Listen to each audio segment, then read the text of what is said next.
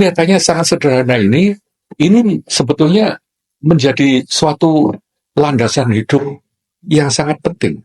Makin kita renungkan, ini sebetulnya 3 pelana, 5 pelana seperti itu benar juga yang Artono katakan. Salah satu memang yang paling sering kita jalankan itu kita itu merasa pelana kita udah penuh. Jadi apa seringnya kita dengar orang berbicara dengan kita, orangnya ini bicaranya belum selesai. Orang ini ingin menerangkan sesuatu ke kita, belum selesai diterangkan, kita udah membentuk opini, udah membentuk pendapat. Iya, udah tahu. Padahal orangnya ini ingin mungkin, atau sesuatu itu ingin, tidak bisa kita menerima hal yang merasa seakan-akan kita nggak tahu. Makanya salah satu guru dari Zen tradition, Suzuki Roshi ini mengatakan lawan dari pelana yang penuh itu yang disebut beginner's mind, sikap pemula. Sikap pemula itu mempunyai opsi yang lebih banyak. Kalau kamu orang pemula ini, kamu nggak gitu tahu apa adanya, makanya kamu selalu ingin ngerti. Dalam arti kata begini, sikap pemula ini luar biasa sekali karena the beginner's mind ini, karena kamu akan didengarkan, kamu akan mencoba mengerti apa tuh yang sebetulnya yang ada di depan kamu, daripada udah kamu simpulkan dulu.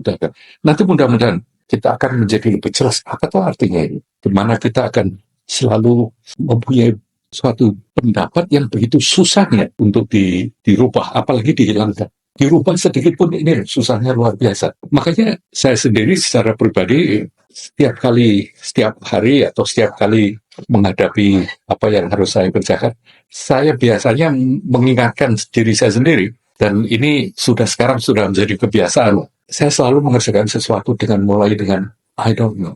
Simple, I don't know. Apapun yang kamu kerjakan, apa kelihatan mudahnya, I don't know. Ini hampir berlawanan dengan cara berpikir kita, yaitu kita selalu ingin dalam hidup ini supaya I know everything, supaya saya tahu semuanya. Cara kita berpikir ini, semakin kita tahu banyak hal, semakin kita nanti lebih mudah menavigasi hidup ini. Karena kita anggap kita sudah siap, kita lebih siaga jika kita tahu jalan. Itu satu cara, tapi justru akan kelihatan lebih jelas dan lebih efektif kalau hidup itu kita mulai dengan I don't know. Karena kita ini diingatkan, kalau kita mau lihat dalam pengalaman hidup kita sehari-hari, berapa kali itu pengalaman itu bisa di-repeat, bisa diulang.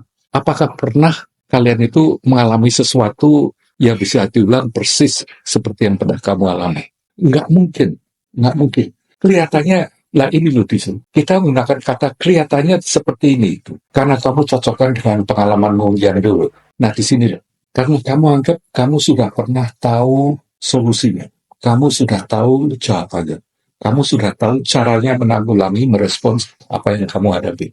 Kelihatannya sangat sederhana ini sebetulnya menjadi suatu landasan hidup yang sangat penting. Attitude kita dalam hidup ini, bagaimana kita akan menghadapi kehidupan sehari-hari ini, atau bagaimana menempuh sehari-hari ini, kamu boleh pilih. Yang satu kamu anggap mencoba menjadi expert in everything, menjadi pakar dari semuanya, kamu ingin tahu semuanya. Atau kamu dengan kata lain, kamu mulai dengan saya nggak tahu, I don't know. Bukan berarti kamu bodoh loh. Yang sudah kamu ketahui akan kamu ketahui. Dalam hidup ini, teknik kita ini biasanya membiasakan diri dengan yang disebut kebiasaan-kebiasaan itu, dengan cara-cara itu. Karena apa? Karena kita ingin safe, kita ingin tahu. Dalam pandangan kita tahu apa yang harus kita kerjakan. Tapi sebetulnya hampir tidak ada dalam hidup ini yang bisa kamu prediksi. Apa yang kamu alami tidak akan bisa. Bahkan saya selalu tanya, berapa persen dalam hidupmu ini yang sesuai dengan apa yang kamu rencanakan? Jawabannya biasanya nggak banyak. Makanya pelanga dikatakan itu, meskipun sesederhana pelanga ini, konotasinya itu tidak hanya untuk dengar pelajaran, sebenarnya untuk hidup ini. Betapa susahnya kita mencoba melihat sesuatu dari sudut lain. Yang ingin kita bahas bersama-sama ini sangat mendasar, sangat baku. Orang itu selalu kepingin menang. Kita ini punya tendensi, misalnya kalau debat ya, Nggak mau tuh kita kalah. Kita selalu pengen menang. Karena kita pikirnya, menang itu hanya satu yang menang, kamu. Yang lainnya nggak mau. Seandainya ini dibalik sedikit aja. Biarkanlah semua orang merasa menang. Apakah berarti kamu kalah? Kamu mau beri orang lain supaya mereka merasa menang, tidak berarti kamu kalah.